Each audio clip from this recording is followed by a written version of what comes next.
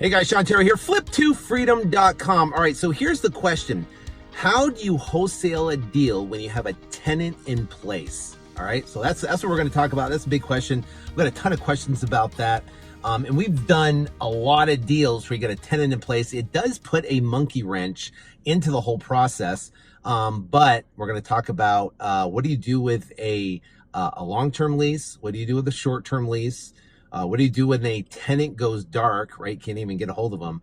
And then what happens in how you deal with the buyer in the process. So tenant landlord rules all across the entire country are different. Now, if you're in DC, it's completely different from Arizona, from California to Chicago to Florida. So what I'd highly recommend is get well versed with your tenant laws. Either have your talk to an attorney, or you can easily Google it, landlord tenant laws in your state or city, and you can find out exactly what those laws are, right? That's number one. You want to abide by the rules, abide by the laws the best as possible. Now, what's going to happen is you're going to have a short-term lease, you're going to have a long-term lease, short-term lease, you're going to have a tenant that pretty much goes dark, and then you're going to have to deal with a buyer. So what do you do with a long-term lease? First off, the number one thing we do is we look at the agreement, the tenant agreement, right? And if there is language inside the lease agreement with the tenant that states that if the seller sells the property, then the lease reverts to a month to month, then you're golden, right? Now you have leverage, you have control over that situation, and now you can work with the tenant based upon that language in the contract. Now, if the language is not in the contract and they have a long-term lease, then the only other option, obviously excluding whatever current laws there are, is talking to the seller and negotiating some sort of cash for keys, like a cash for keys where, listen, we're buying the property, we're either going to renovate it, we're going to turn around and sell it, we're going to keep a tenant in place, whatever the case may be. We're going to offer you X amount of dollars to move out of the property and find another place. Now, before you negotiate with the seller, remember this is a people business, right? So the first and foremost thing we do prior to all of these different negotiation techniques is, number one, build rapport. If you can get a tenant to like you, to trust you, to want to work with you, then that is paramount. It's going to help with all the other different negotiations. I went into a property once where the tenant was hostile. We had our disposition manager go over there. He called me. He didn't know what to do. The tenant was freaking out, didn't want to move, had a long-term lease. I went in there. I built rapport with that tenant. Next thing you know, he liked me, he trusted me, I understood his situation, I validated his points, and we were able to negotiate a cash for keys. He was out of the property within 15 days, and we were able to turn around and sell that deal and close it and get paid as a real estate wholesaler. So that is paramount, building rapport. Now, so cash for keys is something you can do. $2,000, $1,000, $2,500 is reasonable, where you can basically negotiate to give that. Now, that can all be negotiated also too with the seller, that, listen, you don't want the tenant in place, it's costing X amount to get them out. Again, you can pass that cost onto the seller and be part of the negotiation, or it can make sure you build that into your fee. The next thing, or build that into your fee with your buyer. The next thing is short-term lease. Now they have a short-term lease. Now you have leverage with that tenant, subject to the laws, of course, and you can go back and now talk to that seller and either have them move out. Now, remember, overall, as a real estate wholesaler, our mission is to close the deal as fast as humanly possible, right? We want to get a deal closed yesterday, fast as possible, because we get paid and because of the whole velocity of money formula. If you understand that formula and how it works, it literally compounds on itself. The more length of time you have between closings, what's going to happen is cash is going to come back to you. Marketing is going to be limited. And the goal is to get it closed as fast as possible. That being said, on a short-term lease, you want to get the tenant in a position where if the buyer so chooses, they want to be able to have that seller move out so they can rehab the property and turn around and sell it. Or they might want to keep the tenant in place, but essentially raise the rents if that's what they decide to do.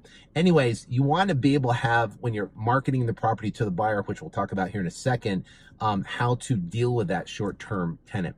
Number 3 is what happens if the seller goes literally ghost, right? What if they go ghost, right? So, or the landlord doesn't want you to talk to the tenant. That happens a lot because what happens is they don't want you to spook the tenants, have the tenant move. What if you don't close? This, that, and the other. So now that the seller says don't talk to the tenant, or that tenant has ghosted you, first thing you want to do is get a copy of that lease. That is, make sure that in the lease, if it flips to a short-term lease, great. If it doesn't, if it's a long-term lease and you have a tenant now that's ghosted, you literally have to go over there. And here's the thing: you got the buyer, a seller who doesn't want you to talk to the tenant. You're literally stuck in a situation to where either A, you have to negotiate with that seller to give you the ability to talk to that tenant. But if they say no, absolutely not, which happens a lot actually, then you have to sell the property with the current lease in place without negotiating, without dealing with the tenant whatsoever, right? So now you have no communication with the tenant. You do have a copy of the lease. Maybe you do, maybe you don't. Sometimes you don't. And now you have to sell that property to the buyer. So that's the next step. So first off, disclosure. We always disclose to the buyer that, listen, there's a lease in place, there's a tenant in place. We try to give a copy of the lease. We try to negotiate a cash for keys on the front end if we can, giving them the option, if they want to move out, that tenant to be able to renovate the property. Now, if we don't have any communication, or the buyer says no, we're going to communicate that to the buyer, meaning say, listen, the seller said absolutely not, we can't talk to the tenant. We do have a copy of the lease, or maybe we don't. And then you buying the property, you're going to buy at the price, and you are going to inherit essentially the lease, and you're going to inherit that tenant, and you'll have to deal with that. Now, you might have to give a discount up front for them to be able to take that problem on hand, right? You might have to give them a deeper discount. Instead of selling it at, $170,000, you might have to sell it $165,000 for them to take on that problem. And that might be part of the negotiation up front, but you got to disclose it. The buyer has to know what's going on. I would even have them sign off on some sort of acknowledgement that you did disclose it. They know there's a tenant in place. They know that there's no communication, and they are taking on that lease or that tenant situation. Now, it's going to be harder to sell, but you want to be able to market it and disclose it. And if the price is right, if the price is a deep discount enough, you're not going to have a problem, right? We don't have problems selling our properties to our buyers, especially if the price is right and it's disclosed up front. The issue becomes where it's not disclosed. Then they're going to turn around and sell, right? We're going to turn around and try to sell the property. Then we get to the closing, and all of a sudden it all blows up. Why? Because of that issue, because it wasn't communicated. He's like, wait, I thought I was buying the house vacant. Now, I've had that happen before. We've been in situations like that. It's pretty rare, because our guys that are doing dispo are really good at it. Guys doing acquisitions, they communicate well. But it does happen, and you got to be able to put out that fire.